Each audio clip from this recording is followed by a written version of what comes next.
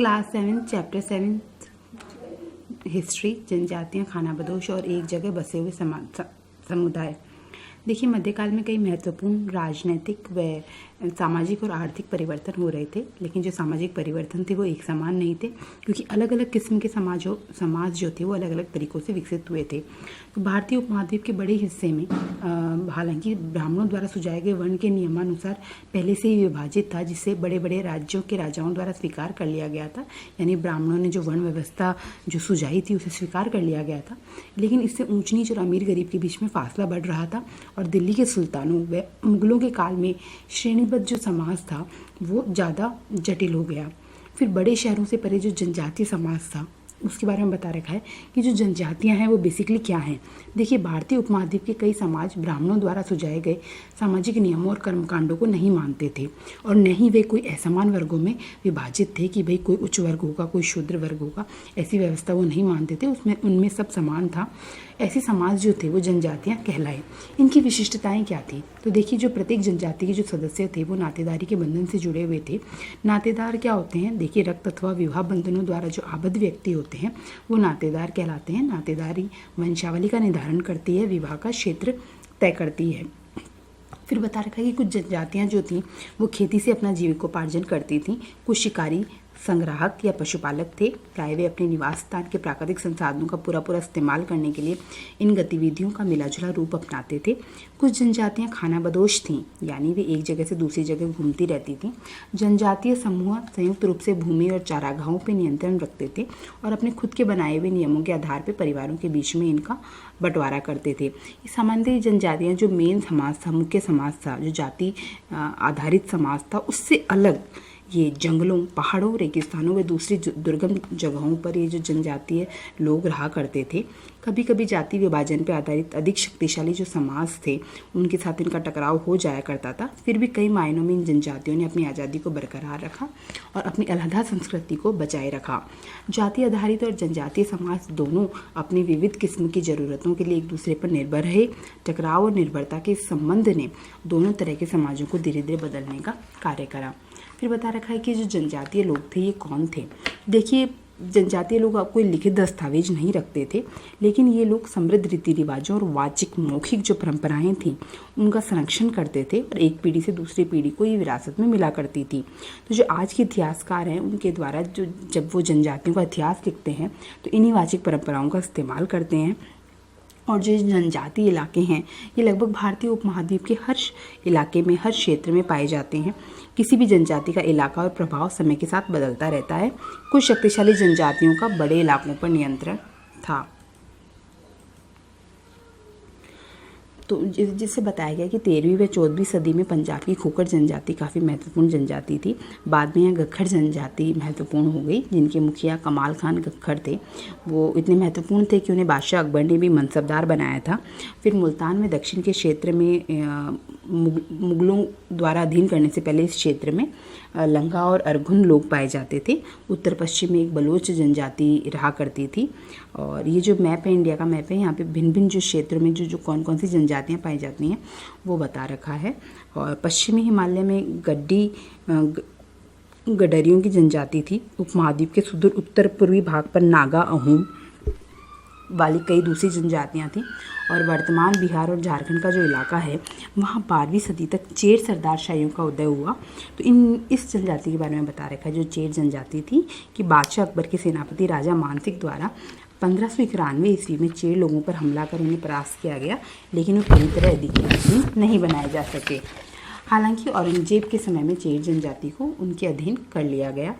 और फिर बिहार, झारखंड में दो अन्य महत्वपूर्ण जनजाति समुदाय हुए, मुंडा व संताल, जिनका निवास स्थान उड़ीसा और बंगाल भी था। यानी उड़ीसा और बंगाल के इलाकों में भी मुंडा व संताल जनजाति पाई जाती थी। कर्नाटक व महाराष्ट्र में अगर हम जाएं तो वहाँ के पहाड़ी इलाकों में कोली, बेराद व अन्य जनजातियाँ पाई जाती थी। कोली लोग जो हैं वो गुजरात के कई इलाकों में भी पाए जाते थे। दक्षिण भारत में अगर जाएं तो कोरागा, वेतर, मारवाड़ व अन्य जनजातियाँ थीं। पश्चिमी और मध्य भारत में भील जनजाति पाई जाती थी। वर्तमान छत्तीसगढ़, मध्य प्रदेश, महाराष्ट्र व आंध्र प्रदेश में गोंड लोग पाए जाते थे। फिर बताया गया है कि 16वीं सदी के अंत तक जब कई जो इनमें से कई जनजातियां थीं वो एक जगह बसकर खेती हरिया, कुछ तो जमींदार भी बन चुके थे, लेकिन जो भील जनजाति के बारे में बताया गया है कि वो उनके जो कई कुल थे वो अभी भी शिकारी संग्राहक हुआ करते थे। फिर बताया गया कि जो खाना बदोश और घुमंतू लोग हैं वो कैसे रहा करते थे। तो देखिए, जो पहली बात तो जो खाना बदोश जो लोग होते हैं, ये घुमंतू लोग होते हैं जो अपनी रेवड़ और पशु वृंद के साथ एक चारागाह से दूसरे चारागाह घूमते रहते हैं। खाना बदोश व भ्रमणशील समूह अक्सर उस जगह लौट कर आते हैं जहां उन्होंने पिछले साल दौरा किया था। ये एक इनकी विशेषता है। फिर खाना बदोश जो चरवाहे होते हैं वो अपने जानवरों के साथ दूर दूर तक घूमते थे। इनका जीवन दूध व अन्य जो पशुचारी उत्पाद हैं उन पर निर्भर रहता था। ये खेतीहर गृहस्थों से अनाज, कपड़े, बर्तन व अन्य चीज़ों के लिए परस्पर ऊन, घी इत्यादि का विनिमय किया करते थे। कुछ खाना बदोशों द्वारा अपने जानवरों पर सामानों की ढुलाई का कार्य भी किया जाता था। ये एक जगह से दूसरी जगह आते जाते और सामानों की खरीद फरोख्त किया करते थे। खाना बदोश लोगों में अगर सबसे अच्छा एग्जाम्पल हम दे सकते हैं तो जैसे बंजारा लोग हैं वो भी एक व्यापारी खाना बदोश लोग होते हैं महत्वपूर्ण। इनका जो कारवां होता है वो टांडा कहलाता था और सुल्तान अलाउद्दीन खिलजी द्वारा बंजारों का ही इस्तेमाल नगर के बाजारों तक अनाज की ढुलाई के लिए किया जाता था। बादशाह जहांगीर के संस्मरणों में भी बंजारा लोगों का जिक्र किया गया है कि विभिन्न इलाकों से अपने बैलों पर अनाज ले जाकर एक शहर से दूसरे शहर बेचा करते थे। मुगल सैन्य अभियानों के द्वारा खाद्यान्नों की ढुलाई का कार्य भी बंजारा लोगों द्वारा किया जाता था। ऐसी मान्यता है कि किसी भी विशाल सेना के लिए 1 लाख बैल अनाज ढोते होंगे। फिर 17वीं सदी के प्रारंभ में एक अंग्रेज व्यापारी पीटर मंडी द्वारा बंजारों का वर्णन किया गया है। तो उसमें उन्होंने बताया है कि बंजारे लोग अपनी पूरी घर गृहस्थी, बीवी व बच्चे अपने साथ लेकर चलते थे। एक टांडा में कई परिवार होते थे। गाय बैल इनके अपने होते थे। इनका जीने का जो तरीका है वो उन भारवाहकों से मिलता जुलता है जो लगातार एक जगह से दूसरी जगह जाते रहते हैं। सस्ते में ये अनाज खरीदते और जहाँ महंगा होता वहाँ अनाज का सौदा करते।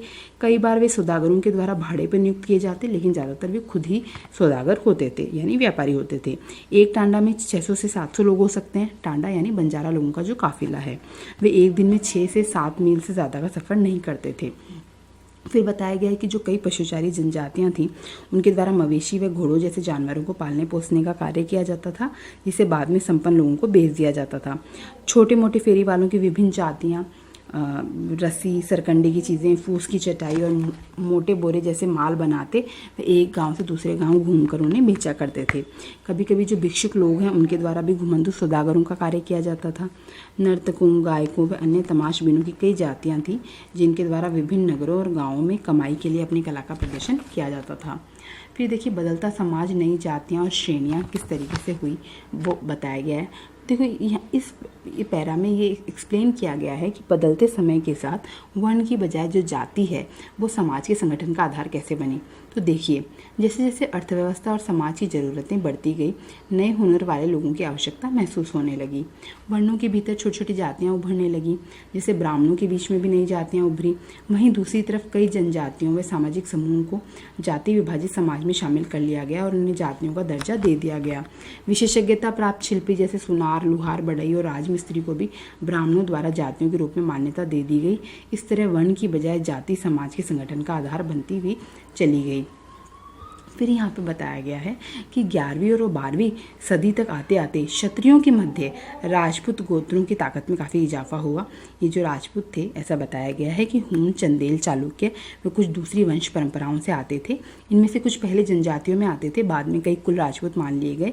धीरे धीरे इनके द्वारा पुराने शासकों की जगह ले ली गई, विशेषतः कृषि वाले क्षेत्रों में। फिर शासकों के रूप में राजपूत गोत्रों के उदय के उदाहरण का अन्य जनजातीय लोगों ने भी अनुसरण करा। धीरे धीरे ब्राह्मणों के समर्थन से कई जनजातियां जातीय व्यवस्था का हिस्सा बन गई, लेकिन कुछ प्रमुख जनजातीय परिवार ही शासक वर्ग में शामिल हो पाए। अन्य जो उनकी बहुसंख्यक आबादी थी वो समाज की छोटी जातियों में ही जगह बना पाई। वहीं पंजाब, सिंध और जो उत्तरी पश्चिमी सरहद की जो प्रभुत्वशाली जनजातियाँ थीं, बलोच या जो अन्य जनजातियाँ थीं, इन्होंने काफ़ी पहले इस्लाम अपना लिया गया। उनके द्वारा जाति व्यवस्था को नकार दिया गया, क्योंकि सनातनी हिंदू धर्म के द्वारा प्रस्तावित गैर बराबरी वाली सामाजिक व्यवस्था इन इलाकों में स्वीकार नहीं की गई। फिर देखिए, इसमें बताया गया है कि जो राज्यों की उत्पत्ति है वो जनजातीय लोगों के बीच में हुए सामाजिक बदलाव से गहराई से संबंधित है। किस तरीके से, इसे 2 जनजातियों के उदाहरणों द्वारा आगे एक्सप्लेन किया गया है। गोंड और अहोम तो देखिए जो पहले जो गोंड है उसके बारे में हम जानते हैं। जो गोंड लोग हैं वो गोंडवाना नामक विशाल वन प्रदेश में रहा करते थे। वे स्थानांतरित कृषि करते थे, यानी जगह बदल बदल कर खेती करते थे। विशाल गोंड जनजाति कई कई छोटे छोटे कुलों में बटी हुई थी। प्रत्येक कुल का अपना राजा या राय होता था। और जिस समय दिल्ली के सुल्तानों की ताकत घट रही थी, उसी समय कुछ बड़े गोंड राजे छोटे गोंड सरदारों पे हावी होने लगे थे। यानी एक जाति आधारित समाज की विशेषता यहाँ आने लग गई थी कि जो जनजातीय गोंड समाज जहाँ पहले एक बराबर हुआ करता था, अब वो जाति आधारित समाज की तरह वहाँ पर बड़े सरदार छोटे सरदारों पर हावी होने लग गए। और अकबरनामा में उल्लेखित है कि एक गढ़गटंगा एक गोंड राज्य हुआ करता था। उसमें 70,000 गाँव शामिल थे और इन राज्यों की प्रशासनिक व्यवस्था केंद्रीकृत हो रही थी। और ये देखिए, ये नर्मदा नदी के आसपास का जो क्षेत्र बता रखा है जहाँ गोंडवाना बसा हुआ था, यहाँ बायरा रोड, चाउरागढ़, कोलेगा, मांडला, गोरहा, बंडोलगढ़, ये इस पूरे इलाके में गोंडवाना राज्य था जहाँ गोंड लोग रहा करते थे। फिर ये जो गोंड राज्य थे ये गढ़ों में विभाजित थे। हर गढ़ किसी खास गोंड कुल के नियंत्रण में था। फिर वो 84 गांव की इकाइयों में विभक्त होता। फिर वो बरहोतों में विभाजित हो जाता। आगे जो एक बरहोत है वो 12 गांव का समूह होता था। फिर बड़े राज्यों के उदय ने गोंड समाज के चरित्र को बदल दिया। यानी जो समाज पहले एक बराबर हुआ करता था वो एक बराबर नहीं रहा। उनका मूलतः बराबरी वाला समाज धीरे धीरे असमान सामाजिक वर्गों में विभाजित हो गया। ब्राह्मण लोगों ने गोंड राजाओं से अनुदान में भूमि प्राप्त कर वे अधिक प्रभावशाली बन गए। गोंड सरदार अब राजपूतों की तरह मान्यता प्राप्त करना चाहते थे, इसलिए गढ़गटंगा के जो गोंड राज्य हुए अमनदास, उन्होंने संग्राम शाह की उपाधि धारण करी। उनके पुत्र हुए दलपत, उन्होंने महोबा के चंदेल राजपूत राजा सालबहन की पुत्री राजकुमारी दुर्गावती से विवाह करा। लेकिन दलपत की ऐसे में मृत्यु हो गई, तो उनकी मृत्यु होने पर रानी दुर्गावती द्वारा अपने 5 साल के पुत्र वीर नारायण के नाम पर शासन की कमान संभाली गई और उनके समय पर राज्य का और अधिक विस्तार हुआ। लेकिन फिर 1565 में आसिफ खान के नेतृत्व में मुगल सेनाओं द्वारा गढ़गटंगा पर हमला किया गया, जिसमें रानी दुर्गावती व उनके पुत्र की पराजय हुई और वे दोनों वीरगति को प्राप्त हुए। तो पहला क्वेश्चन है कि भाई मुगल लोग गोंड राज्य पे हमला क्यों करना चाहते थे, क्यों कब्जा करना चाहते थे। तो देखिए, जो गढ़गटंगा था, जो गोंड राज्य था, वो एक समृद्ध राज्य था। इसने हाथियों को पकड़ने और दूसरे राज्यों में उनका निर्यात करने के व्यापार में खासा धन कमाया था। तो इसलिए मुगल गोंड प्रदेश को हथियाना चाहते थे कि वो वहाँ की जो बेशुमार दौलत है वो उसको ले सकें और जो हाथी हैं जो युद्ध में काम आते हैं वो भी उन्हें मिल सकें। मुगलों ने फिर राज्य का एक भाग अपने कब्जे में ले लिया और शेष वीर नारायण के चाचा चंद्रशाह को दे दिया। वीर नारायण जो थे वो रानी दुर्गावती के पुत्र थे। गढ़गटंगा के पतन के बावजूद गोंड राज्य कुछ समय तक चलता रहा, परंतु आगे चल के बुंदेलों और मराठों के खिलाफ संघर्ष में ये गोंड लोग हैं ये टिक नहीं पाए। फिर अहोम राज्य के बारे में बताया गया है कि जो अहोम थे वो म्यांमार से आकर 13वीं सदी में ब्रह्मपुत्र घाटी में आके बसे थे। वहाँ इन्होंने जो पहले से स्थापित भूमिया लोग थे यानी भूस्वामी लोग थे, उनकी राजनीतिक व्यवस्था का दमन करके नए राज्य की स्थापना करी। 16वीं सदी के दौरान उन्होंने चुट्टियों और कोचहाजों 1523 और 1581 इनके राज्यों को अपने राज्यों में मिला लिया और कई अन्य जनजातियों को भी अपने अधीन कर लिया उस ब्रह्मपुत्र घाटी का जो इलाका था वहाँ पे। इस प्रकार अहोम ने एक बड़ा राज्य बनाया और इसके लिए 1530 के दशक में ही आग्नेय अस्त्रों का इस्तेमाल करा। यानी आग्नेय अस्त्रों का इस्तेमाल करने वाली अगर कोई जनजाति रही है वो अहोम उनमें से पहले थे। 1660 तक आते आते वे उच्च स्तरीय बारूद और तोपों का निर्माण करने में सक्षम हो गए। परंतु अहोम लोगों को दक्षिण पश्चिम में कई आक्रमणों का सामना करना पड़ा। 1662 ईस्वी में मीर जुमला के नेतृत्व में मुगलों की अहोमों से संघर्ष में जीत हुई, लेकिन इस क्षेत्र पर मुगलों का प्रत्यक्ष नियंत्रण ज़्यादा समय तक नहीं बना रहा। जो मुगलों की अहोमों की एक राज्य व्यवस्था थी उसकी क्या विशेषताएं हैं तो वो बता रखा है कि जो अहोम राज्य था वो बेगार पर निर्भर था। राज्य के लिए जिन लोगों से जबरन काम में लिया जाता वे पाइक कहलाते थे। अहोम राज्य में एक जनगणना की गई थी, इसमें प्रत्येक गांव को अपनी बारी आने पर निश्चित संख्या में पाइक भेजने होते थे। इसके लिए जनगणना किए जाने के बाद सघन आबादी वाले इलाकों से कम आबादी वाले इलाकों में लोगों को स्थानांतरित किया गया था। इसके परिणाम स्वरूप अहोम कुल टूट गए। 17वीं शताब्दी का पूरा पूर्वाध होते होते पूरा प्रशासन खासा केंद्रीकृत हो चुका था। यानी वही जाति आधारित समाज की विशेषता इस जनजाति समाज में भी आ गई और लगभग सभी वयस्क पुरुषों द्वारा युद्ध के समय सेना में अपनी सेवाएं प्रदान की जाती। दूसरे समय में वे बांध, सिंचाई व्यवस्था इत्यादि के निर्माण या अन्य सार्वजनिक कार्यों में जुटे हुए रहते थे। अहोमों के द्वारा चावल की खेती के नए तरीके भी अमल में लाए गए। अहोम समाज कुलों में विभाजित था, जिन्हें खेल कहा जाता था, और अहोम समाज में दस्तकार बहुत कम थे, तो जो भी दस्तकार आए वो निकटवर्ती क्षेत्रों से आए थे। और जो एक खेल था, यानी जो कुल थे, वो उस एक खेल के नियंत्रण में प्राय कई गांव होते थे। किसान को अपने ग्राम समुदाय के द्वारा जमीन दी जाती थी। समुदाय की सहमति के बगैर राजा तक इसे वापस नहीं ले सकता था। प्रारंभ में अहोम लोग अपने जनजातीय देवताओं की उपासना करते थे, लेकिन 17वीं सदी के पूर्वार्ध में ब्राह्मणों का प्रभाव बढ़ा और मंदिरों और ब्राह्मणों को राजा के द्वारा भूमि अनुदान में दी गई।